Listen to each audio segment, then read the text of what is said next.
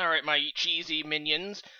Today's opponent is Fat Jesus, and you might recall that he is actually a long-term rival of mine. We have several battles dating back to Gen 6, but he's also the champion of the NGDL 1, and this time he comes at me wanting a PU match, which I lovingly call pretty useless, even though I know it's actually, just a pun. So there's the teams right there. I'm actually going to be using Kingler, and I do that because Tickle Me Chad Kingler, and he wanted people to use it, and I'm like, well, it looks pretty darn good.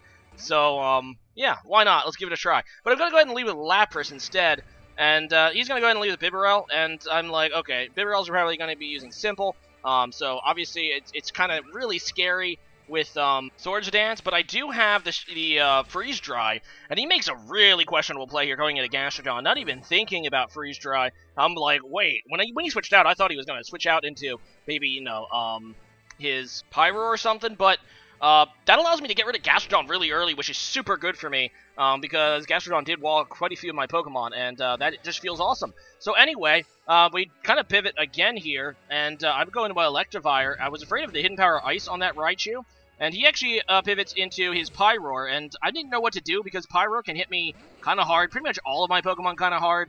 I decided to stay in, and it ends up one-shotting my Electivire, so I'm like, is this thing Specs, or is Pyro just that good? I'm not entirely sure, but I'm pretty sure it is Specs, though. I'm going to go for the knockoff here, and it's going to be able to get rid of this Tree Hugger's item, which is nice, and I actually carry Ice Beam on this Kingler. It actually was recommended to me by Tickle Me Chad. And it does that for a few reasons. Kingler doesn't really have a good physical ice move, so being able to get those X4, effectiveness hits against certain Pokemon is actually really good. But anyway, in comes Ditto now, and I do that against this Raichu because I kind of want to scout this Raichu set, but he ends up going for Thunderbolt, which is another reason that this is a cool play, because if this guy is Scarfed or Specs, which I highly suspect it is, and as you can see, yes, he is locked into Thunderbolt. It's a wise play, though, actually, to stay in. He does give me the extra special attack, but it allows him to see what I'm going to lock myself into, although it's pretty obvious, or should have been pretty obvious to him that I was going to go for the Focus Blast. I'm like, okay, how can I 2-KO this Noctowl with +2 special attack? And I can't. This shows you how weirdly bulky Noctowl is. This is a really specially bulky Pokemon. Really solid special wall. I have +2 special attack, and Focus Blast doesn't even do half. I know it's not stabbed, but still. I'm going to keep going for it for some reason. I don't really know why. I really should have probably just switched out at this point. But I figure, hey, why not? I might get the crit because Focus Blast is a increased crit move, so I don't know. I'm going to go ahead and switch out now. He's just going to be able to heal off all of my stuff anyway. I go to Lapras, and I'm not really entirely sure why, because obviously he's going to have the status move like Toxic, and he also has, obviously, the billion special defense. So even with an Ice move, I probably can't do that much to it. When I try to go for a Freeze Dry, it is my strongest Ice move. I don't carry Ice Beam on this Lapras in favor of Freeze Dry, and I believe also carry, Ice Shard instead. But, no, he's going to go ahead and get frozen from the Freeze Dry, which, honestly, I didn't even know Freeze Dry could do that. I thought its only effect was that it was super effective against water types. I didn't actually know Freeze Dry could actually freeze, so I feel kind of bad for that, but that's really good for me because that allows me to go in my Kingler, and I'm like, okay, let's go ahead and set up that Agility, which, once again, is Chad's set, I think, so it's really strong, and now I have the Agility up. I can pretty much outspeed anything. I'm pretty much setting up against this guy for free because he's still frozen. As long as he doesn't thaw out, I'm fine. And, yeah, now that I'm faster than anything, I can just go hit things hard, and I'm going to use, obviously, Kingler's strongest move, and that's Liquidation now, as of Gen 7.5, which gets access to Liquidation, which is by far the strongest move it can pair with its Sheer Force ability. And, yeah, that's pretty cool, and he goes into Bibarel, and I'm like, I'm just going to get rid of this thing's item.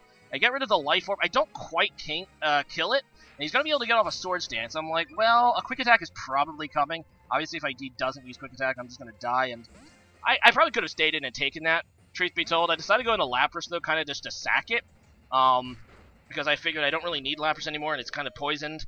And, yeah, it nearly dies, and now he's going to be able to finish me off. And I'm just going to go out instead. I really could go one of two ways with this.